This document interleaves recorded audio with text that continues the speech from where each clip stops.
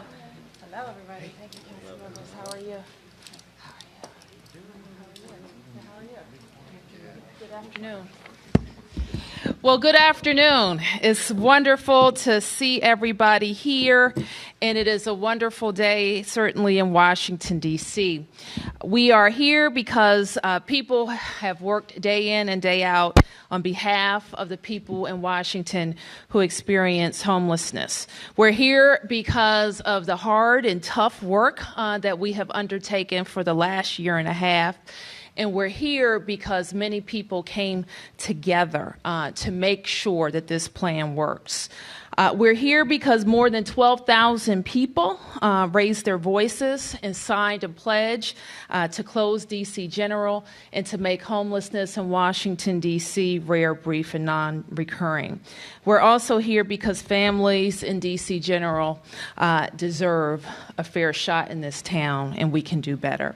We're here to say affirmatively that we will do better, and we will do all that we can to make sure that our system is working to prevent homelessness in D.C. When it occurs, make sure that people have safe and dignified housing, to commit to building the affordable housing that we need and making sure the government does all that it can to make Washington, D.C. more affordable for everyone.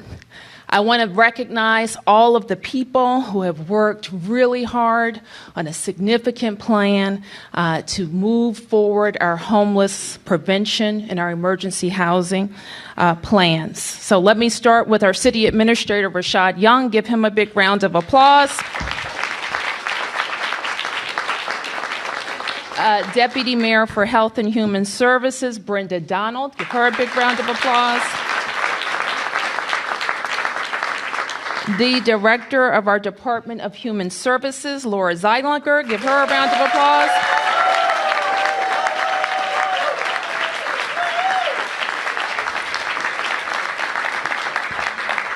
The Executive Director of our Interagency Council on Homelessness and also a Deputy Director at DHS, Christy Greenwald. She has 2 jobs.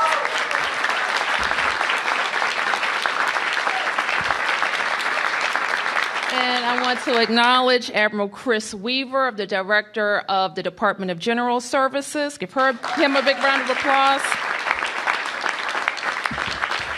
And Polly Donaldson, our Director of the Department of Housing and Community Development. Give her a big round of applause. So I wanted to pause for a moment and acknowledge them, and I also want to acknowledge our Director of Policy and Legislative Affairs, Maia Estes. Give her a big round of applause.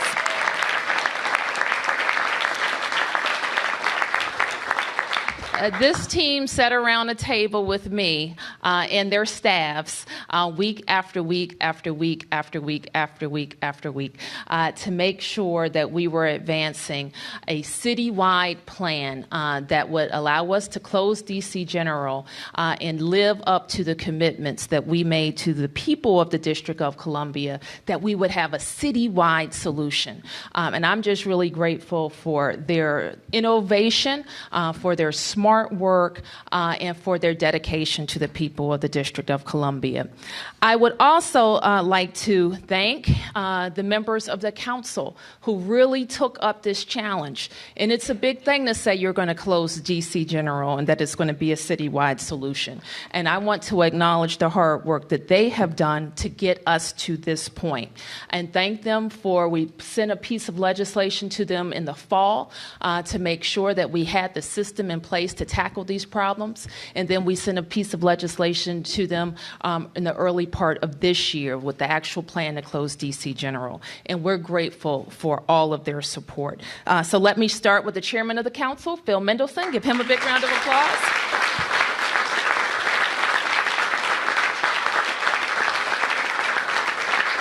And at-large council member Vincent Orange. Give him a round of applause. And at-large council member Alyssa Silverman.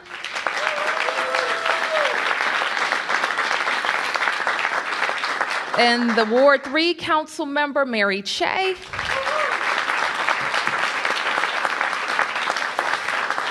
And the Ward 6 Council Member Charles Allen. I want to thank them. But I also want to thank all of the council members because this legislation passed unanimously with a lot of input from all of the members of the council, and we appreciate their support.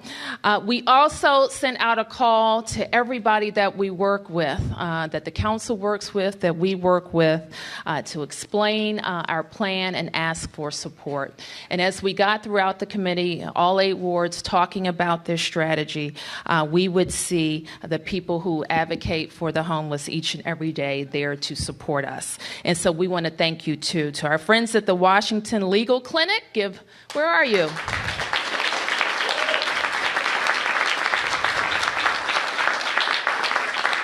And the Fair Budget Coalition. Thank you, Fair Budget. And the DC Alliance for Youth Advocates.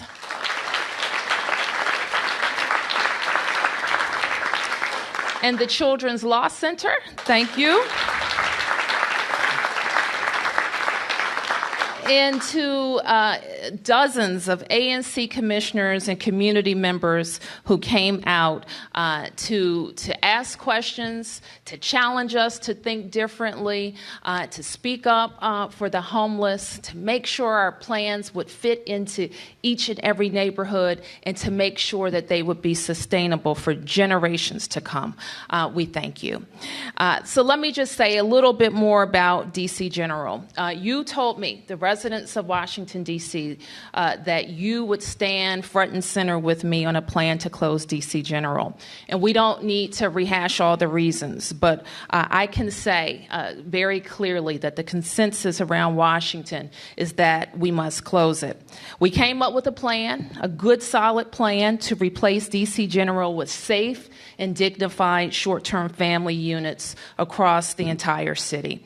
And I'm very grateful to the council for doing that.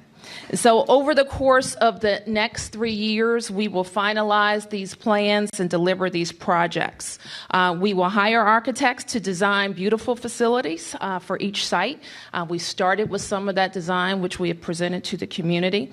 We will submit new BZA applications, procure construction, build out and renovate these facilities, and we will go through an intensive process to find providers who can offer on-site services at each site. And through it all, we will continue to engage with the community, and we are grateful to have the council as our partners. We knew that this was going to be a tough task. We knew that we would have to have some difficult conversations. People ask me frequently, why'd you take this on? It's impossible. You can't do it. Don't even try. It's not popular. But we know it's right.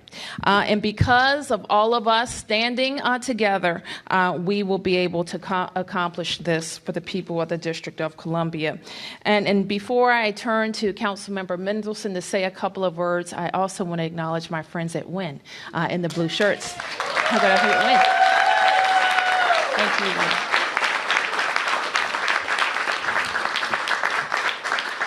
WIN. And so it brings me pleasure to introduce Bill Mendelson to speak on the council's behalf. Thank you. Thank you, Mayor Bowser, and it's a real pleasure to be here, members of the council, some of whom couldn't make it to this event, but you know, the vote on the legislation was unanimous. And again, I just want to acknowledge at-large council members Vincent Orange and Alyssa Silverman, and Ward 3 member Mary Che, and Ward 6 member Charles Allen. And since I'm not turning around, I think that's everybody, for being here. I want to say a couple of things. One of them is this. When the mayor sent down the legislation in February, there was a lot of anxiety that there would not be support either in the council or among the public with a plan that would replace DC General with smaller shelters, and smaller shelters that would be located across the city. Well, in fact, there was support, and here we are today with a plan that came through the legislative process that is, in terms of its fundamental principles, very much what the mayor had introduced. The other thing I want to say is that while we are here celebrating the fact that we're taking this next step toward closing DC General, there's an awful lot more that needs to be done to end homelessness in the city.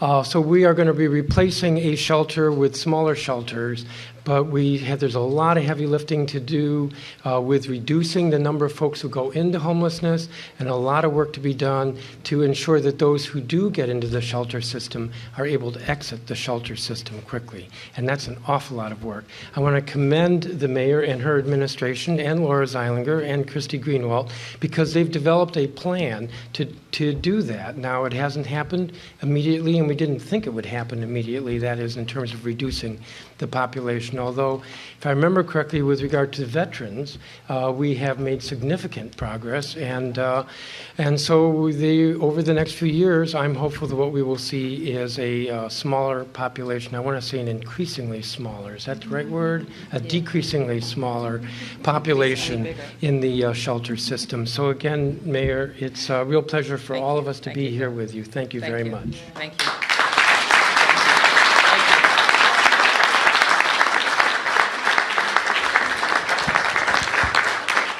And thank you, Phil. And I want to thank all the members. And it is true that a number of members would have liked to be here, but some of them are getting, they have some other stuff to do tomorrow that they're getting ready for.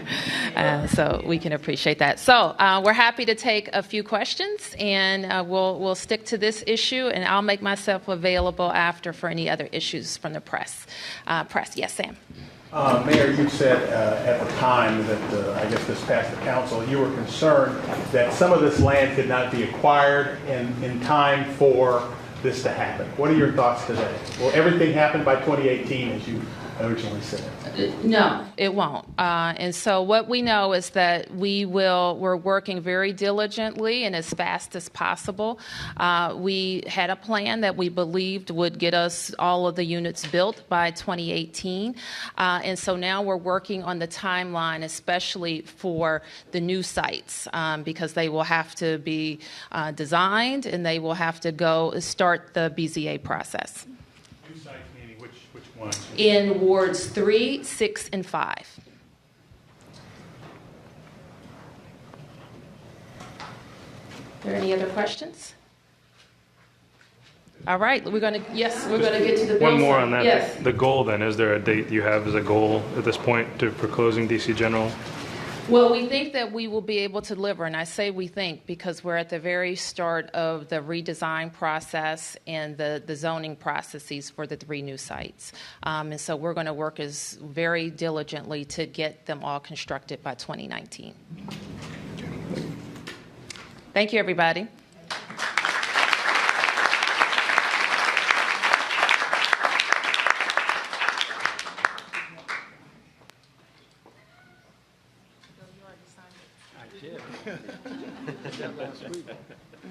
We'll pretend to sign it.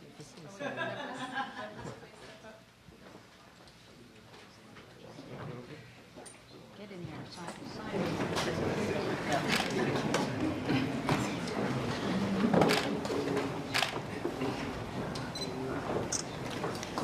Homeward, DC.